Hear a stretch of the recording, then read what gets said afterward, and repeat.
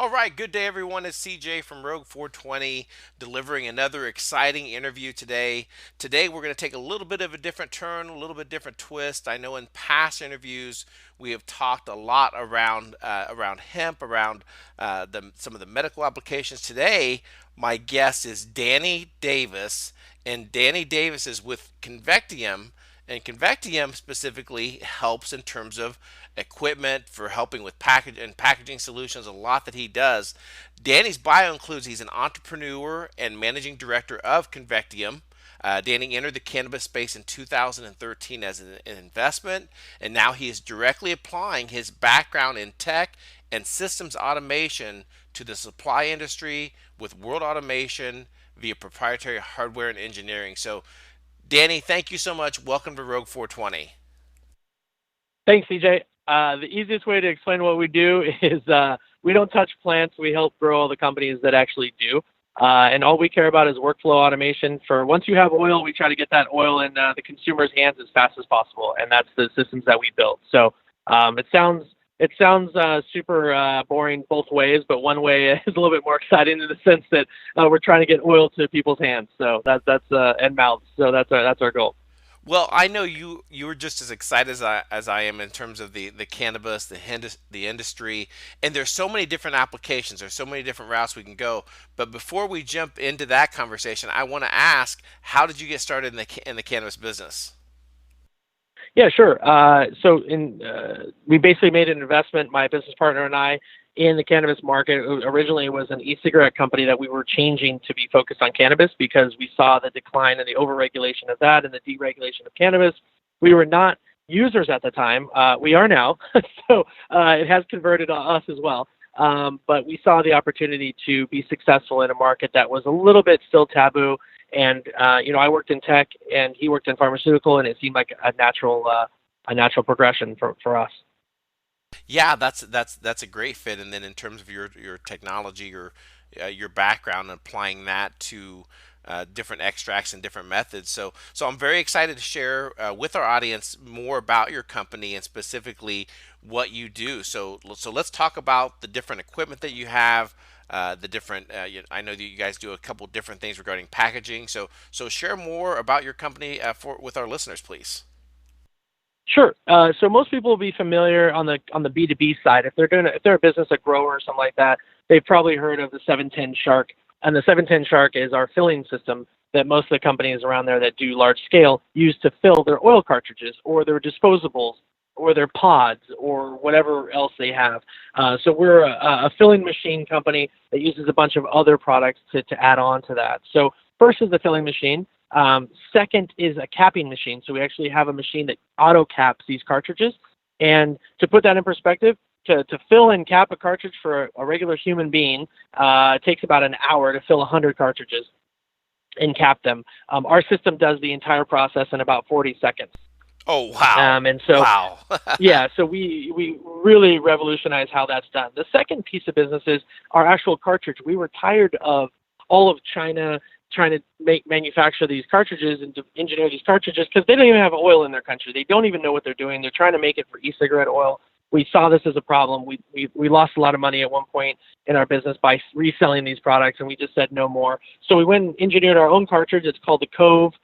Many people have tested it and utilized it. It's in its final versions of final testing, and it'll be available in the next couple of weeks on mass scale. I think our first order is 400,000 cartridges for many of our clients. So you'll start to see your cartridge, and it'll be branded with your current company, no problem. But if you look closely, if it says Cove on the bottom, you're getting a quality cartridge. It doesn't use glue. It's top airflow. It doesn't leak. It has filters in the mouthpiece so you don't get oil in the mouthpiece. It's a top airflow design that hits really, really hard. It locks closed so you won't be able to unscrew it and it leaks out. It is what we design and what we think is the perfect cartridge.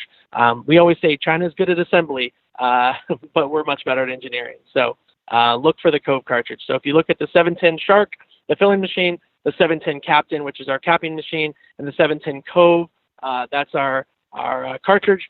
And the last piece of that is the 710 Seal, which is our sealing machine or our packaging system. So if you've noticed a trend, they're all sort of ocean-based animals or ocean-based objects. We sort of have a theme there. We like the flow of the ocean, and that's kind of we like to design products that flow, and so that's why we do that. Right, and at Rogue 420, we're all about finding solutions. So it sounds like your company has really leveraged the technology, has really leveraged that there was a gap. Obviously, there was an opportunity for your products to come in and make a big impact. So congratulations on that. Thank you. We say this. We don't sell products. We sell solutions, which is, we build solutions for companies. We solve problems. The problem in the industry is everybody out in your audience is trying to get access to either, cannabis oil, hemp oil, whatever the delivery mechanism is for the product that they want. The bottleneck was the growers were having all this grow and all this oil, and they couldn't figure out a way to get it into devices fast enough to get it to the public. And that's the operation that we identify with, and that's where we focus. So post oil, we're the post processing experts, but we don't pretend to make oil. We don't compete with any of our customers. We don't have any oil products. So our goal is to sort of be behind the scenes and make sure that the consumer base out there that's hitting the best pens out there, hopefully they're hitting our device or they're asking for a better quality device like ours.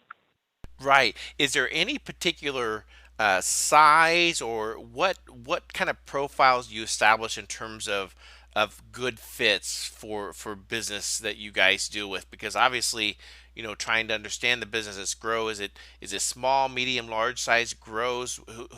What's your typical customer, demographic? What does that look like?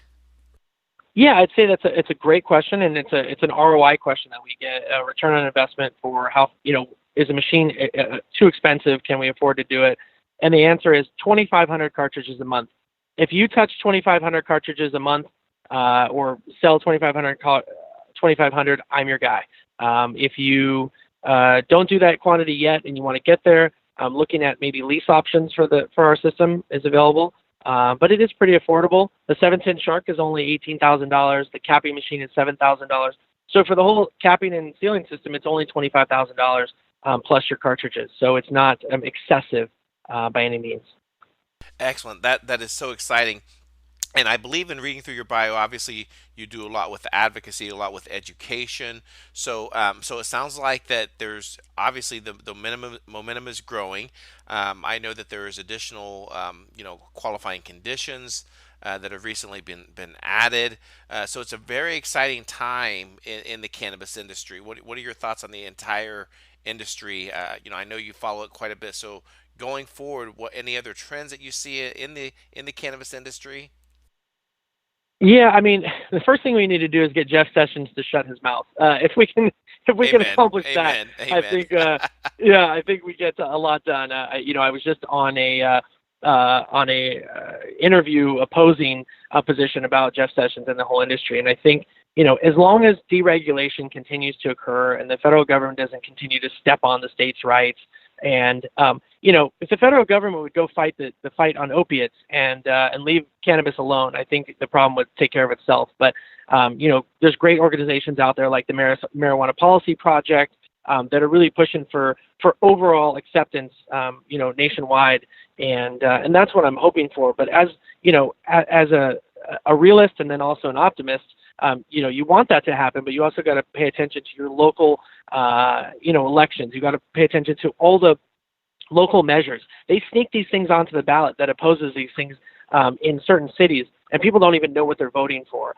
And so I think that right now we have to be more careful than ever. If you really support cannabis rights and things, medicinal cannabis for the use of, in vets to treat PTSD, children to treat so many different things. You see. Oh, we used it for children to support epilepsy. Well, there's so many other applications.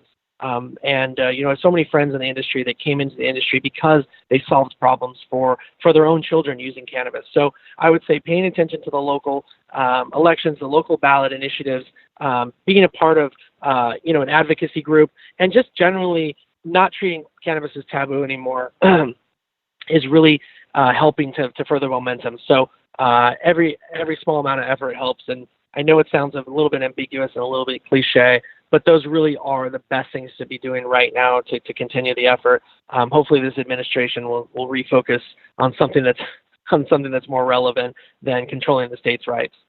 Yeah, I'm right there with you. I mean, when you look at the big picture in terms of the failed war on drugs, it's cost American taxpayers millions of dollars, and now you're looking at the opioid addiction that's gripping the country right now, and the amount of money that's being spent. And in some states, I know that there are studies that are coming out just proving and showing that cannabis can actually reduce the opioid use in the states where cannabis is legal. Well, of course, and if you look at why is the opiate crisis continue to exist? Because it's made by big pharma, and who are the biggest funders of these politicians? The big pharma groups, right? So the ability for them to just funnel in $20 million into their own sort of advocacy group, right, which is their self-interest, causes the little guys, right, the cannabis companies that are still underfunded because there's no large institutional money in cannabis right now to fight back. And so you're asking for the little guy to fight big pharma, and you know who typically loses in those battles. Hopefully, and what we've seen, at least the bright side here and the positive side, CJ, is that people overwhelmingly across the country now approve of cannabis on a federal level, right, across the United States. Right, right. So that's exciting for us, and that's the first time we've seen that happen. I live in Orange County, California, and we just saw for the first time Orange County voted Democrat for the first time, I think, since 1922 or something crazy. So there are changes happening for a positive. There is some progression for a more socially liberal platform for cannabis to be accepted, and I hope that continues. And that's a very valid point, and it's something that everyone needs to consider is the fact that you take a look at the approval, the statistics of national approval that cannabis has, and it should be crossing complete party lines. You know, when you think of our legislatures, when you think of the people that we place in office, they specifically should be following the will of the people, not their own special interests, not the corporate lobbyists that they're, mostly, a lot of them are bought and paid for politicians. So, and I really love your Sure. point regarding the grassroots and the local levels. That's where a lot of these battles, truly lie is in the locals. Now, is there definitely momentum and opportunity to possibly to completely remove cannabis from the scheduling? That would be great. That'd be great. But pay attention to what's going on in the local elections as well. Would be an interesting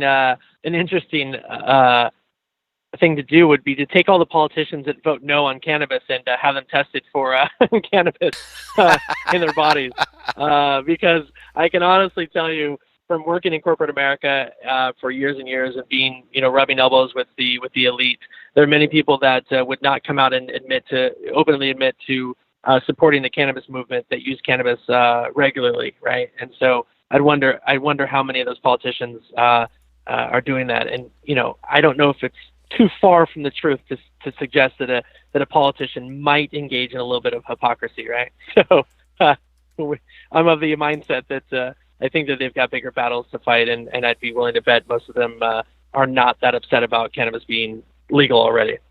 Yeah, that is correct, and we don't need the synthetic forms of cannabis. That I believe, if correct me if I'm wrong, but I believe that there's actually been a medical death due to the synthetic portion of it. Why count on big pharma, big to make a synthetic cannabis for a natural plant? That doesn't make any sense. Yeah, I've never understood that. The fact that it's still a Schedule One drug is just baffling. I mean, I see the press today come out about the comments from the government that say we definitely think it's still dangerous and it should be avoided. I mean, it's like, what kind of statement is that? I mean, that's so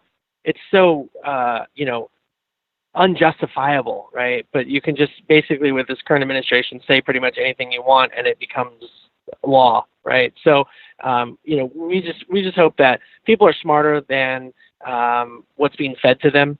And, the joke about fake news that comes from the administration side right now, the joke is that all the news I get from that administration seem to be fake. It seems to be the other way around.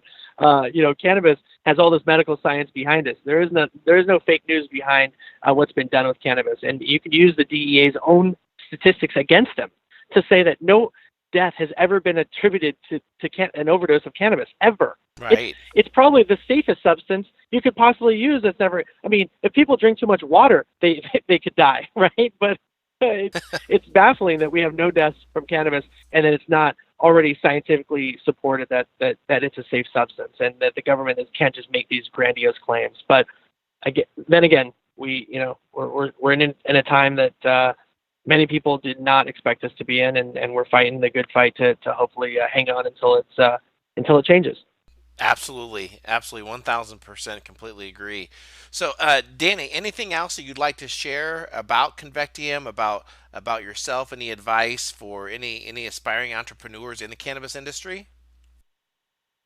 Yeah, there's a couple of things. Number one, Convectium, we are just an equipment company. We're not, by no means, we're not the scientists, which we need more of in this industry. We need more science. We need more.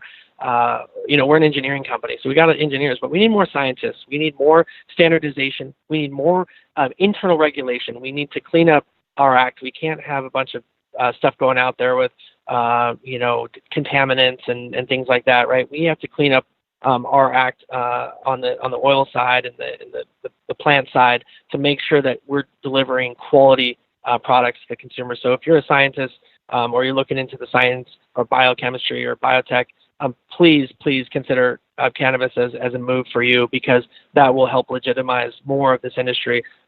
Lobbyists, we need more qualified, talented, skilled, and knowledgeable lobbyists to go to these, different groups and speak the truth and really represent science instead of this stigma that is around cannabis.